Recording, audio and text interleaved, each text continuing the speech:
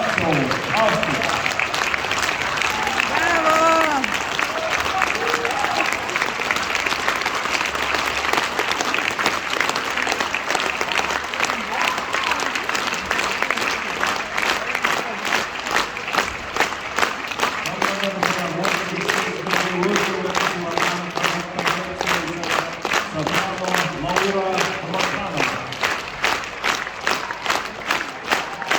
И площадки имени Эвелины Зимакенова.